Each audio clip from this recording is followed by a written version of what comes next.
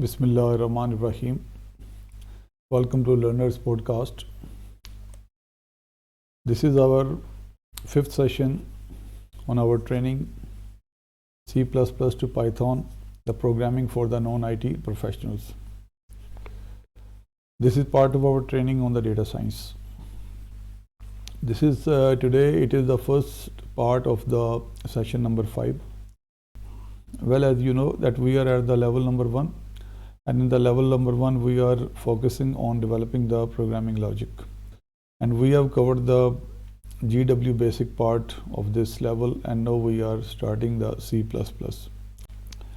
In today's session, I will be focusing on explaining the basic structure of the C++ program, and also we will discuss the compilation process, how the source code is converted into the object code in the C++. As you know that the C++ is a compiler based language, it is not an interpreter. Okay, we need to compile the program before running it or executing it. All right, so let's proceed. First of all, I will discuss with you some important things regarding the C++. The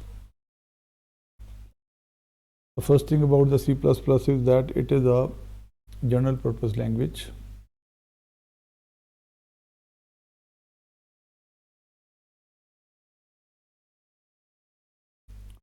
It is a general purpose language, okay, and it is a, you can say, a general purpose high level language.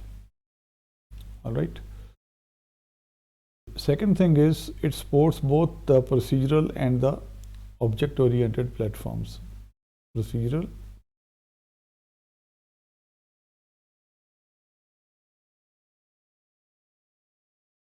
and object oriented programming. Okay, another thing about the C++ is that for those who are interested to learn the Java language, I mean to say, if they are interested to do the web programming by using the Java, for them the C++ provides the very solid foundation for them, because most of the things that in the Java are, you can say, are related, very much related with the C++. Its syntax and its rules, I mean to say, many things are common there. So anyone who has already have the knowledge about the C++, he feels it very, I mean to say, he feels very comfortable while learning the Java. Okay, another thing is it is the case sensitive language. When we say the case sensitive language, it means that it differentiates between the lowercase and the uppercase letters. When that if we use it in the program, like in the GW basic, it was not differentiating between small a and the capital A.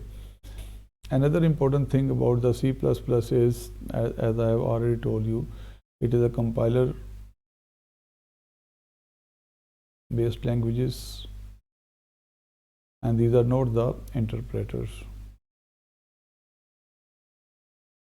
like GW basic.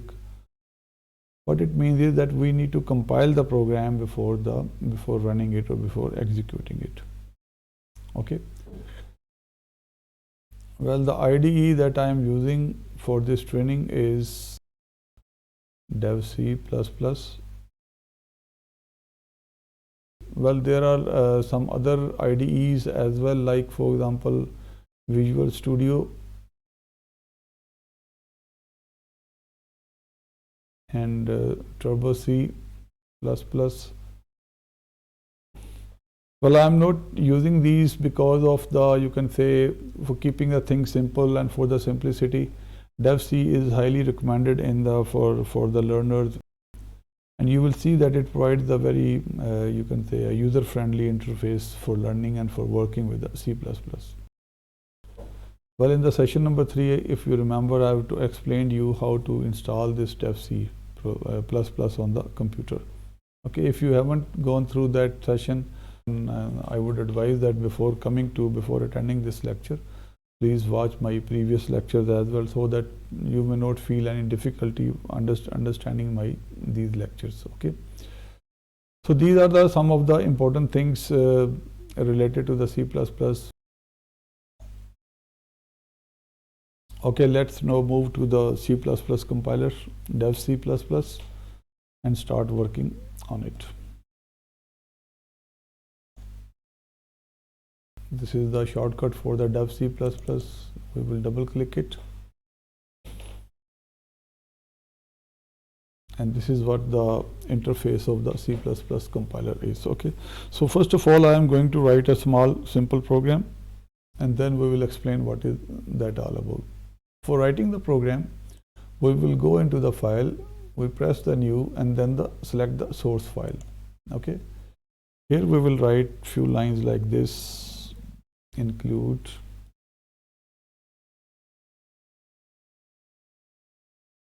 string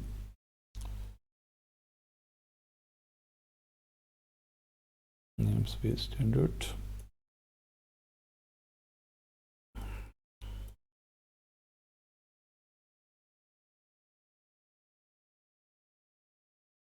cout.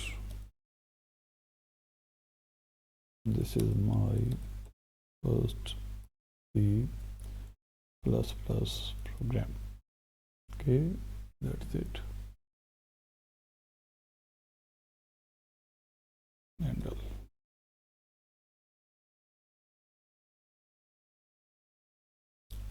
Zero semicolon. Well, this is a simple program.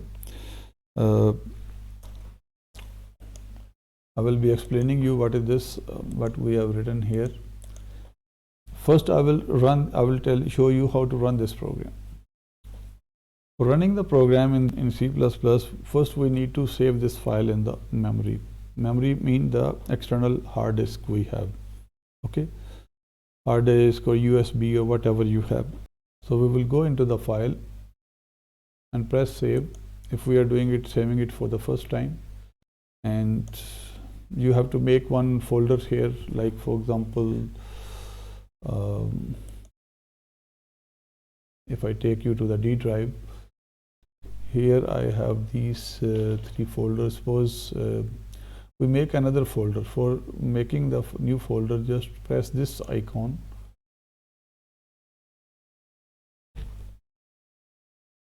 Write my test. Okay, we write my C++. Okay, PRGs, my C++ programs, my CPP PRG. So this is a folder there where we will be saving our programs. We just double click it and then name the file. Suppose we say it the first, but remember, whenever we save the file, C++ file, I'm going to say the source file, this program that we have written here, this is a source file. Okay, we will give its extension CPP. All right, as you can see, it is also written C++ source files, and then press save, and it has now saved our program in the hard disk. In hard disk, we have in the D drive or the D partition of your hard disk. I hope you understand this thing. Okay, next we are going to compile this program. We'll select this execute. Okay, in execute we have the number of options like compile, run, compile, and run. First compile the program, and then once it is successfully compiled, then we will run the program. So basically we have to do both operations, compile and run. So I will be, there is another option given that is very handy, like compile and run. Yes, definitely we have to first compile and run. So I am going to select this one. You can select this one as well, it's up to you, but I would recommend that if we directly select this one, first it will compile and then it will run. If there is any error, it will stop there. It will say the user to correct that error. Okay, if there is no error, so then it will show you, it will execute the code. So what basically we are going to do, we are going to convert the source code into the object code. Source code is our high level language code, and the object code is our machine language code. These things I have already explained you in my previous sessions. So press it. Here you can see processing C++ source file. Okay, well, there are some errors. Okay, so it's mean if there are some errors, so we need to see what are those errors. Well, yes, there are some spelling mistakes. INCLU, include IOStream. Okay, because of this, it was not recognizing what it is all about, so there is some error in it due to that. So now I am saving it again. Compile and run. So it is now compiling, and you will see what would happen.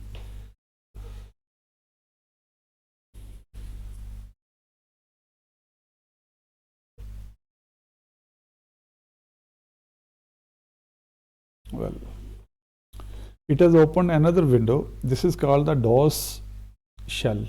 Okay, I have already explained you in the previous session. If you remember, in the GW basic, what we used to do was we were writing this another one command that was called the CLS. It means clear screen.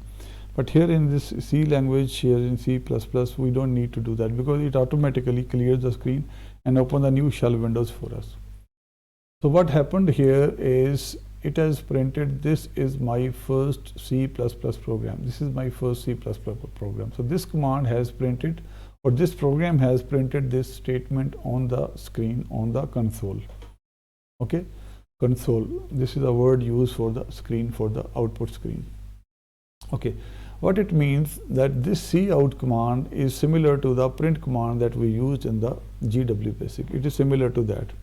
It is a command that tells the computers, or tell the computer to, or the compiler to print whatever is written in the inverted commas, display it on the screen. This is what happened here. Okay.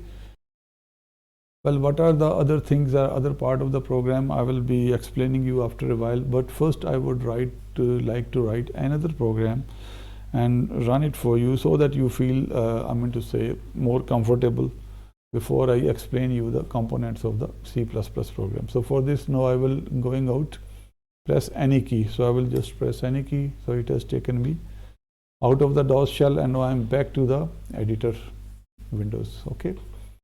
Suppose I change this program, and for changing the program, you have the two options. One is either you straight away start writing the new program, new source file.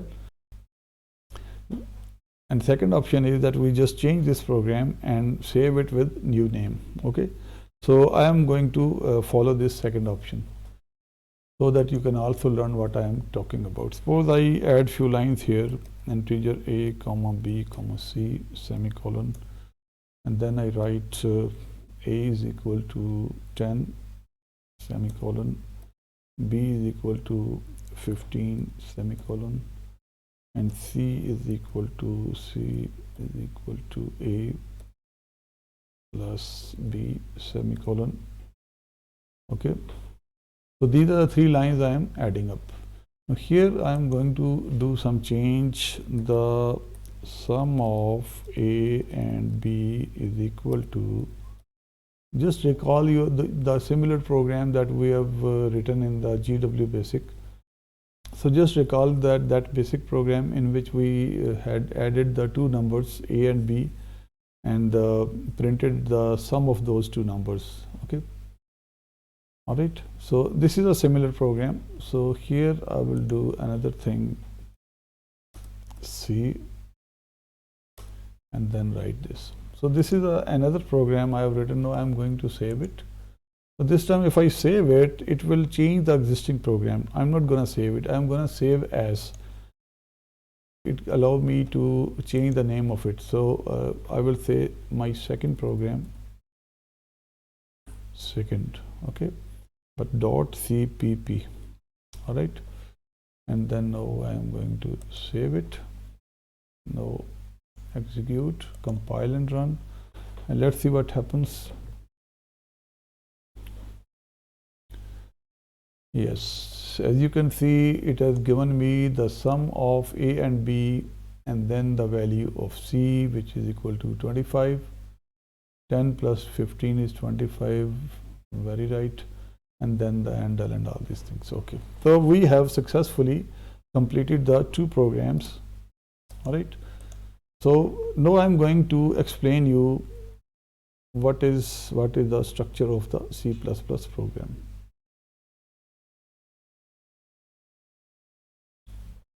There are the two parts of this program. One is this part and other is this one that starts with the main, these brackets, curly brackets, and this is the start of the bracket and this is the end of the bracket. So this is the second part of the program, this one. Okay, so if we divide the program into two parts, so it would be like this. This part is called the header part, and this part is called the main body of the program. If you just remember, suppose if I open the previous program, open, and this one, the first program, this CPP file. As you can see, we can now open, we have opened two programs. This is the second one, this is the first one. In both programs, as you can see, this portion is same. Okay, this header portion is same. These two lines, whatever I have written, I will be explaining you soon. This is same, whereas there is change in this part. Between the brackets, something is changing. Here, this one, and in this case, this was this one. So in this, on the basis of this, the output was different. All right. So what it means is that the programmer is concerned with this part basically. Whatever we write, whatever logic of the program that we write, we will be writing within these brackets. Okay. So just keep this thing in your mind. That is the first lesson regarding the structure of the program. Okay. So now I am going to explain you one by one what is the header file. Well, in the header file, if you can see, there is a command. This is written the hash include IO stream. Okay, and there is another line using namespace standards. Well, header file, the technical word for these header file is called the preprocessor directives. Preprocessor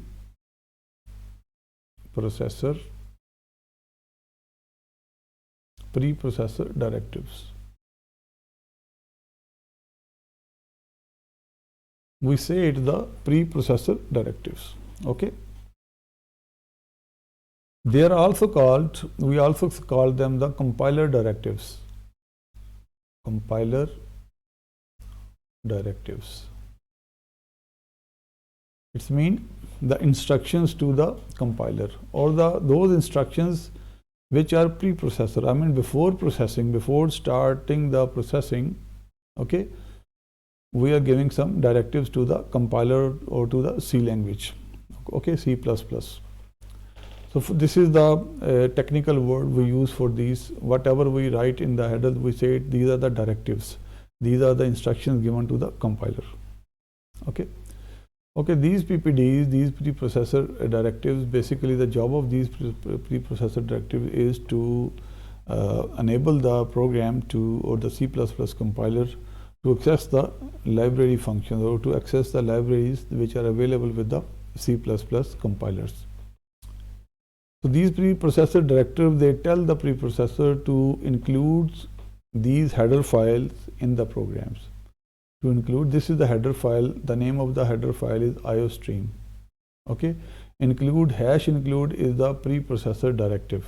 Okay, this is a command you can say, and that tells that include the IOStream file, or the IOStream is the name of the library file, to make it the part of the program. Or in other words, it is telling the compiler that this program is accessing the IOStream library. Okay, it may be using the part of this IOStream library. So just in a very simple way, to explain you, I will take you to the Excel.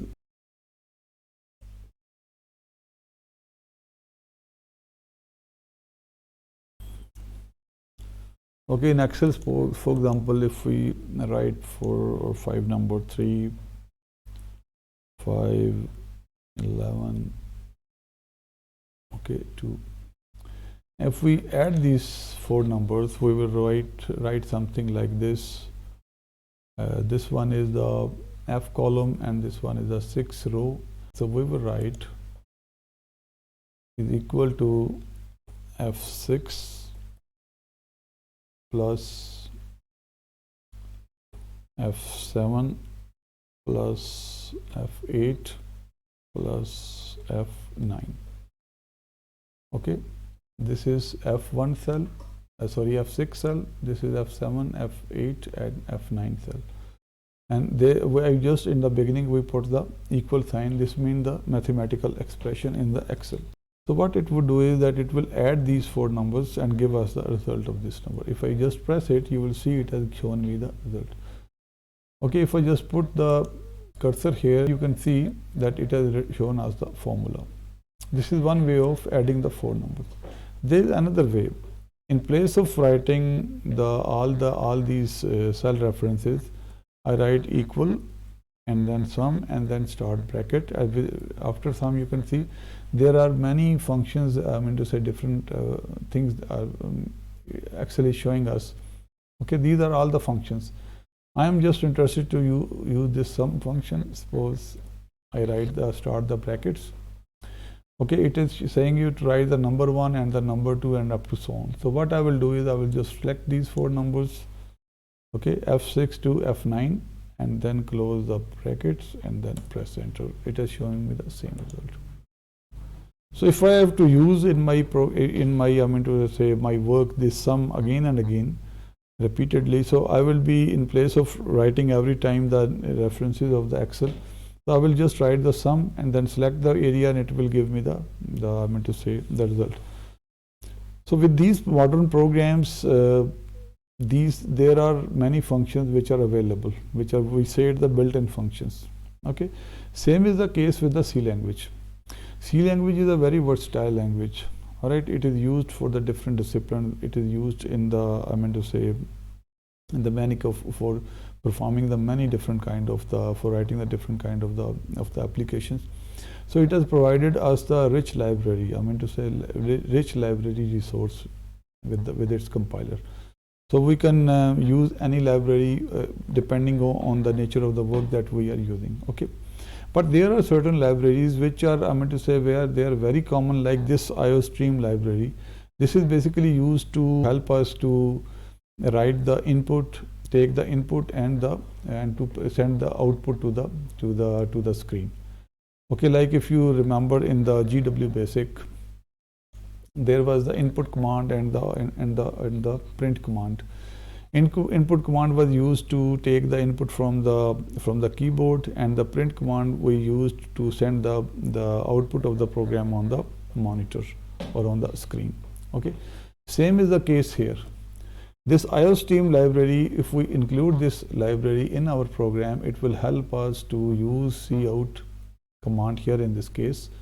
Okay, there is another similar command that is called the cin command. If I just write it here in the program, first I will disable this command, this statement. Okay, I made it the remark statement. By using these slash symbols, we can make we can place the remarks within the C++. Remarks, I hope you remember in the GW Basic we use REM. REM means we can add the remarks in the program. So in the C language, in this C++, we can use these two symbols. Okay, /. Okay, here if I write cin and this one and then write A and then write semicolon, what would happen? Cin is just like input statement. Suppose it just like if I write in the basic input A, it is similar to that. Okay, cin is similar to that. Again, don't confuse. This is just a remarks for the compiler will just simply ignore it. Whatever is written after the /, it is remarks. All right. So cin, it will first ask me to give the value of A, and then we have assigned the value of 15 to the B, and then it will add these two numbers. I'm going to save it and run it, see what happens. It is compiling. Under this window you can see it processing C++ source file.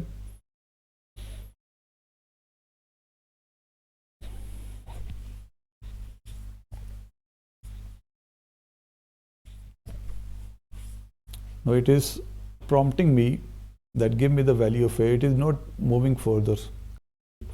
Now I have to give it value of A. Suppose I give it the value like 20. Okay, I just press enter and it has already, the value of B has been assigned to it.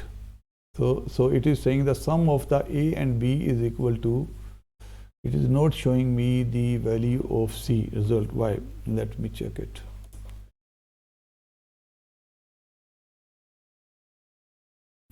Yes, the sum of A and B is equal to,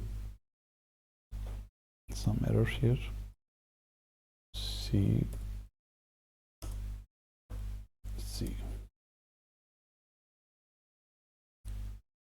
Okay, we also write C. No, this program is okay.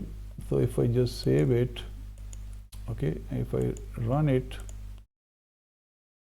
so it is prompting me to give me for the value of A.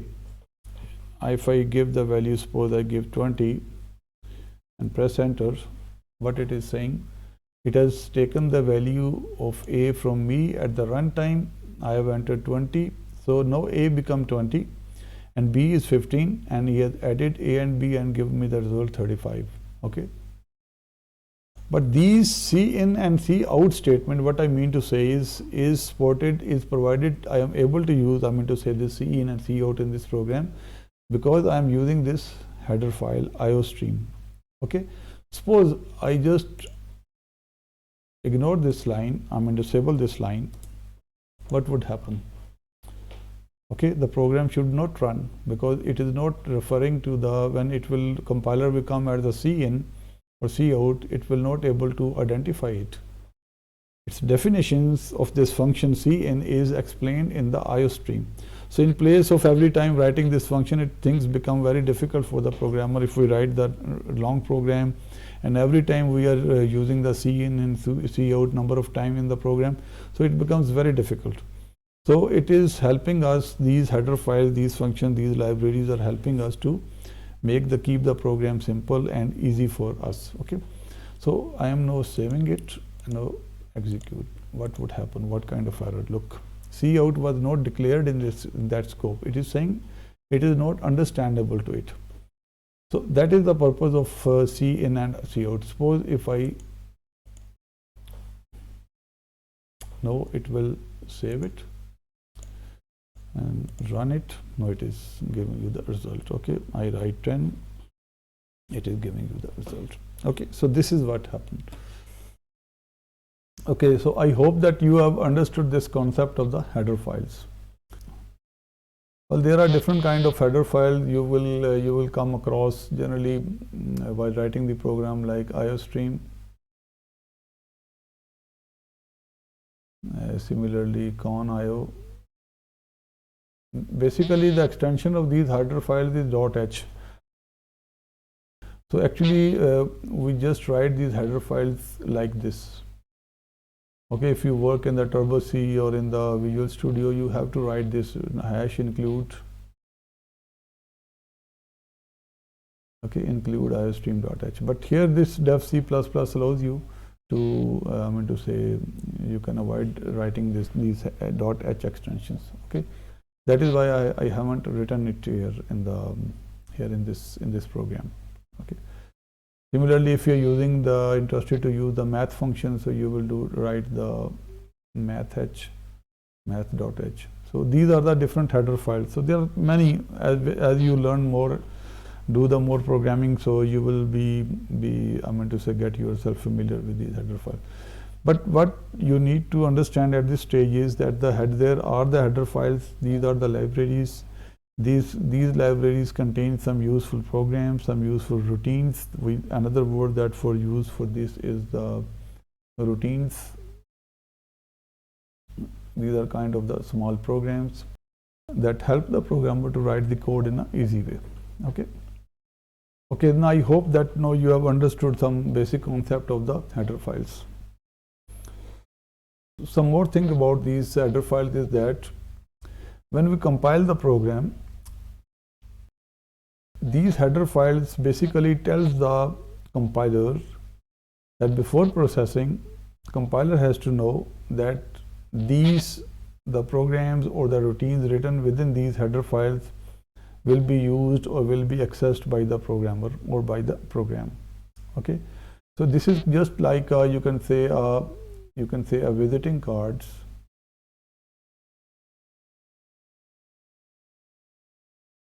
These header files are just like a visiting cards. Okay, where the name of the person is written, its address is written, its details are written, but actually that person is physically existing in some other place. Okay, so you can say these are the visiting card, and this is the main body, is the main program where those references are being used. So this is one concept. So these header files, we can say they extend our source code.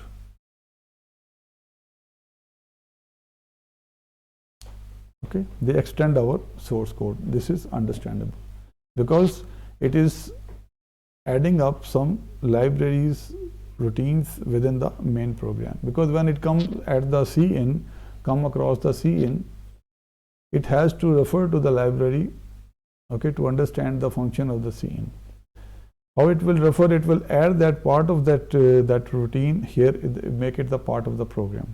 Okay, so when I will be explaining you the compilation process, I will explain you at that time. Okay, so right now, just understand that these are the header files. They are used by the programmer. They are used by the main body of the programs.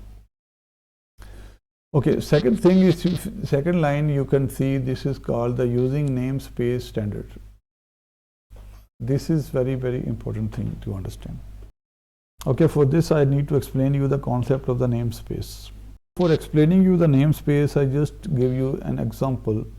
Suppose there is an area, like for example, there are the houses in different area, like there are the two houses. One is house number 1, 2, 3, and there is another house that is also 1, 2, 3. But this house is in the sector A, and this house is in the sector number B. Okay, so these are the two different areas. Okay, when I am referring to the 1, 2, 3, okay, if I just use 1, 2, 3, so there is a confusion for the postman or for the courier that which 1, 2, 3 I mean to say he has to deliver the packet. Okay, so when we add the SA with it, I mean to sector A, it's mean you are, I mean to say, helping the courier, okay, to tell that this 1, 2, 3 refers to this area or this namespace. You got my point? In this space or in this namespace, you are, I mean to say, referring to the 1, 2, 3. Similarly, this is another namespace. So namespace is kind of the, you can say, a family name, a kind of the sector names, okay, which helps you to differentiate the two different entities. Like there are two students in the class, okay, both have the same name, like Aslam.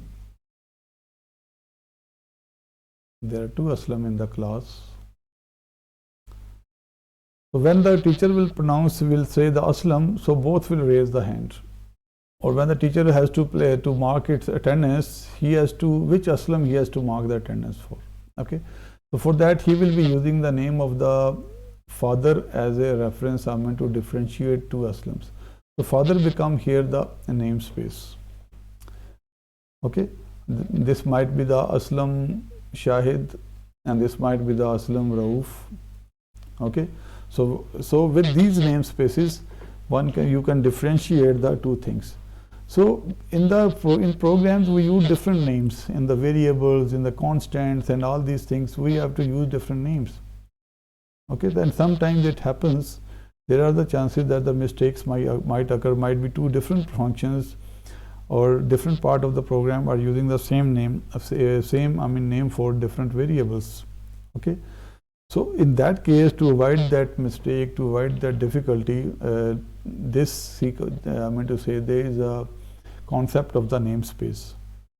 Okay, so when we say using namespace standard here in this case, it's mean we are saying that we are using the namespace which is a standard. Standard is the name of the library, standard library. So we are using the standard library functions to giving the name of different variable, like we are using B, C and all these things. These are the different name, or we will be using more and more. So very simple way, simply to make you understand that we are using the standard library, okay, for using the different names that we are going to use in our programs. All right.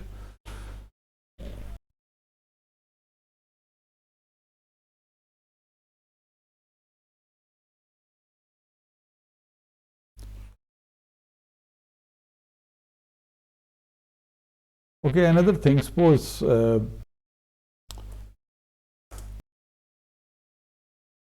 I just disable this statement. Okay, now if I run the program, what would happen? File, save, execute, compile and run. As you can see, it is processing. Header file is so far okay, but soon you will see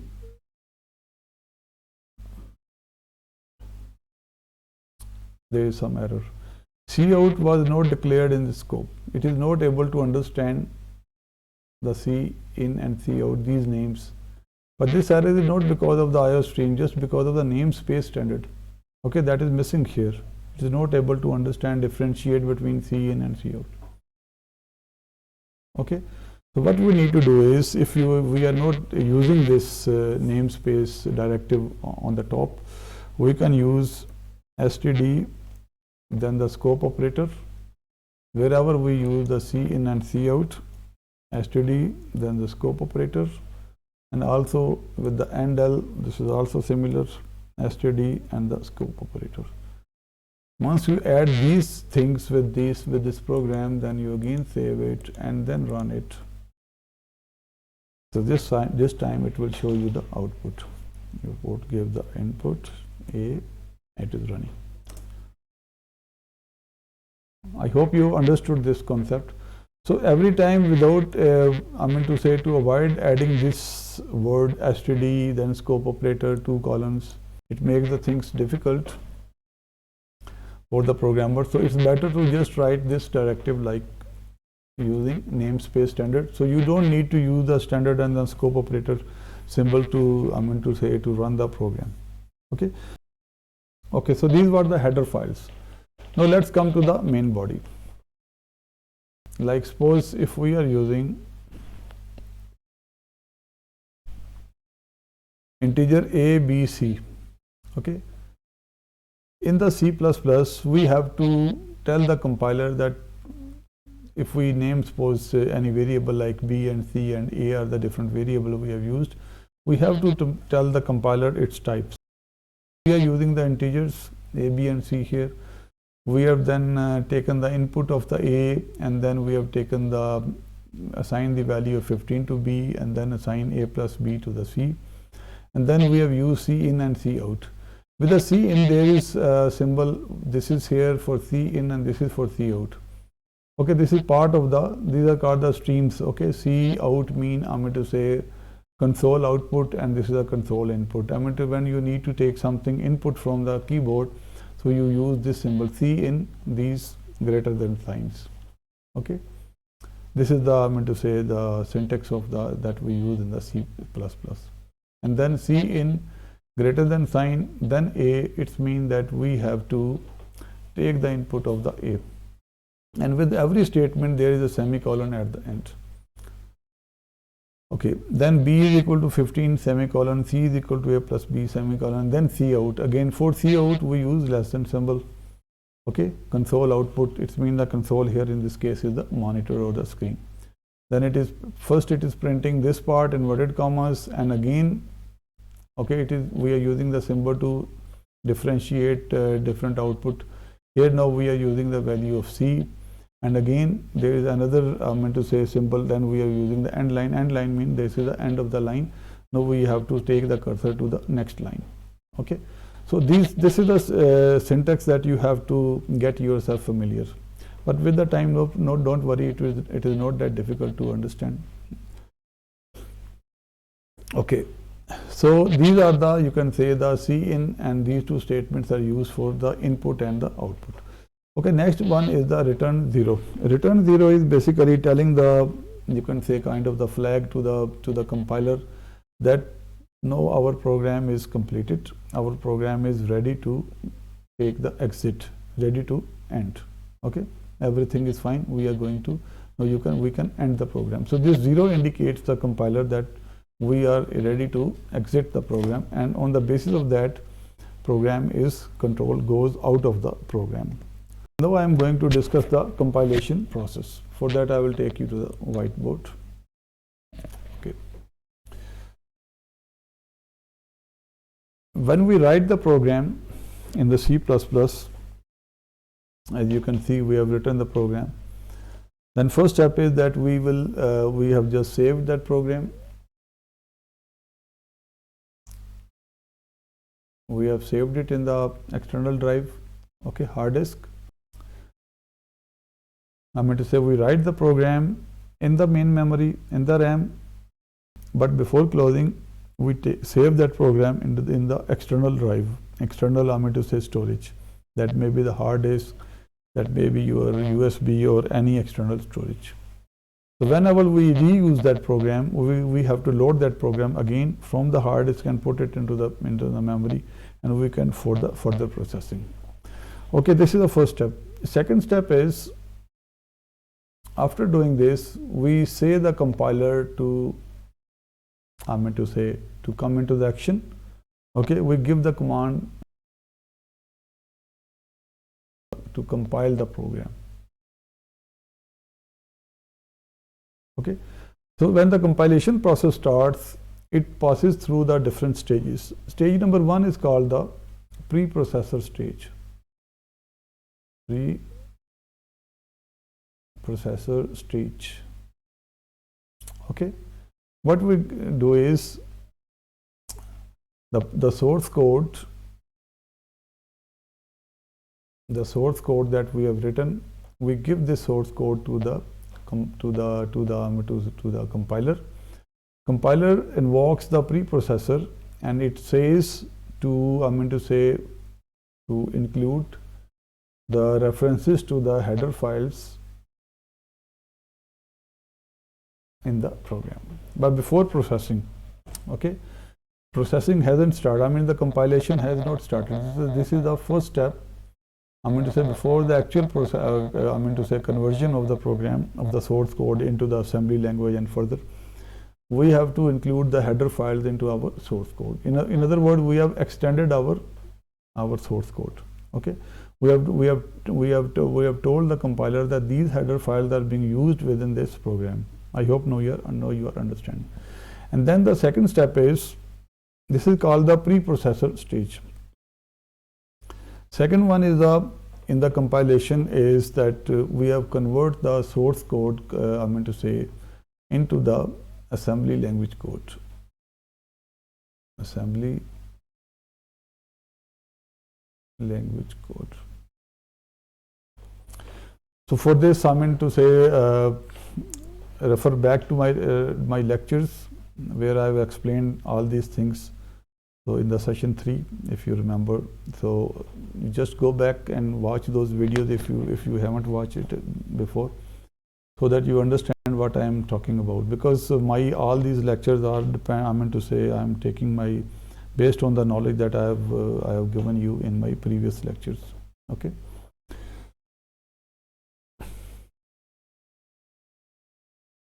So the second step is, it converts the source code, the extended source code. I just write it here. So what preprocessor has done, it has made the extended source code. It takes this extended source code and convert it into the assembly language code. Assembly language code.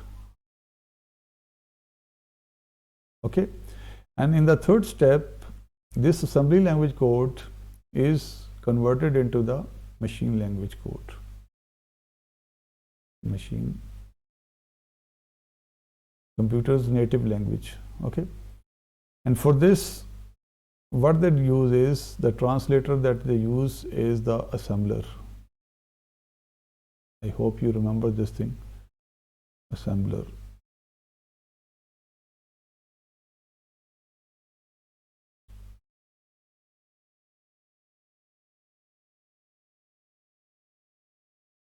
Assembler. Okay. So this extended source code is converted into the machine code by the help of the assembly language code. Okay. So what compiler does? Compiler converts the source code into the assembly language code, and then the assembly language code is converted into the machine language code by using the assembler. All right. And this machine language code is called the object code. So we have converted the high-level language code into the object code with these three steps. All right. Then comes the another concept, another stage, that is called the linker stage. Very simply, without complicating the concept, what does linker do is, linker basically, as I've told you, the header files are using, this program is using different, libraries of the header files. Okay, like we have used C in and C out. Okay, linker basically picks those the routines and make it the part of the program. Okay, actually wherever C in is written, it just put that part of that program from, it picks from the header file. So it links those libraries with the source code here. So this is called the linking stage. Okay, so this object code becomes the executable code.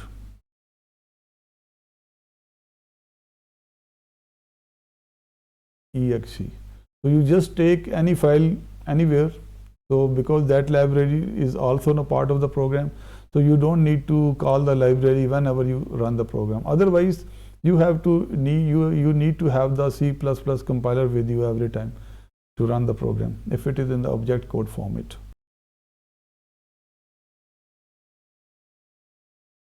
And object code is called the relocatable object code.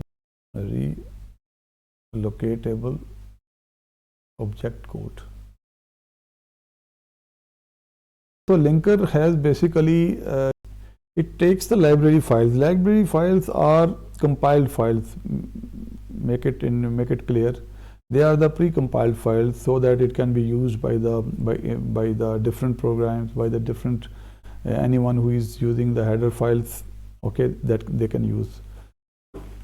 So you just pick those pre-compiled part of the library files and the linker, and it just attach it with make it the part of the main program. It takes all the object files which are created by the compilers. It combines all those files into a bundle, okay, and make a single executable program, single executable file. Suppose, for example, just if I draw the diagram for you to make you this concept of the linking simpler. Suppose there are the different object files which are being used by the programmer. Suppose it is calculator, that object file, or therefore doing some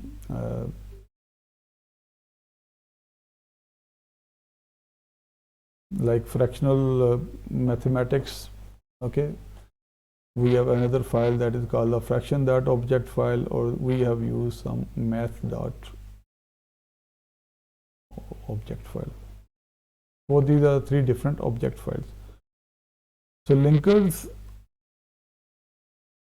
what it does, it combines all these files together.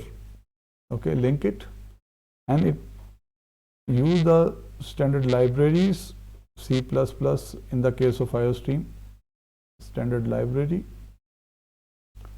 Okay, it also include it, link it with the program. with the source code, and if the program is using some other libraries, not necessarily the standard library, it can be some extended libraries, and it also includes those other libraries.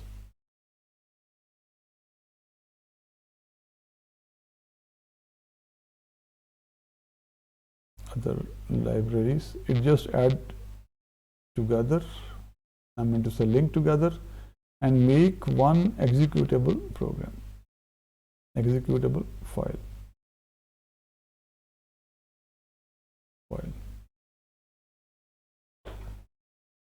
Okay, so these are the functions. This is the function of the linker. Okay, so we have the preprocessor stage, we have the compiler stage, compilation, then we have the assembly stage, the help of the assembler, and then we have the linker. Okay, the last one is called the loader stage, loading the program. So these are the 1, 2, 3, 4, 5. When we compile the program C++, we pass it through these 4, 5 stages. You have understood what is the preprocessor stage, what is the compiler, okay, what is the assembler, and what is the linker. Okay. So what is the purpose of the loader? Once you have the executable file and you have saved your program, your file, so basically what you did is you have saved your program from the RAM to your hard disk drive. Here in this case, if you have seen the D drive, I have saved it in my folder. But when you say the run,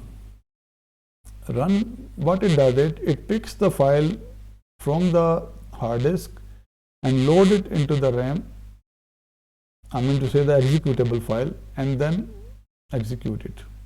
This process is called the loading. Okay, so we have learned today two things, very, very important concept regarding before, to say moving on into the C language. These were the very important concepts. What was the program? One was the program structure, okay, of the C++, and the second one is the compilation process.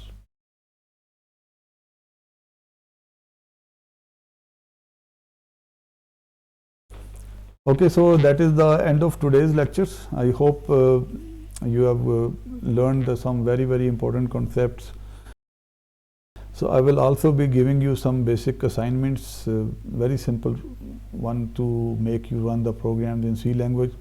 So I would advise that you do the practice with your compilers on your computers.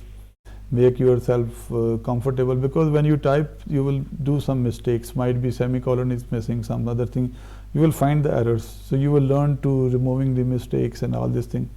In my coming session, I will also explain you later in the types of the errors that may come across in the while writing and compiling the programs. Okay. In my coming session, next one, the session number 2, I will be explaining you about the data types. Okay, that is very, very important.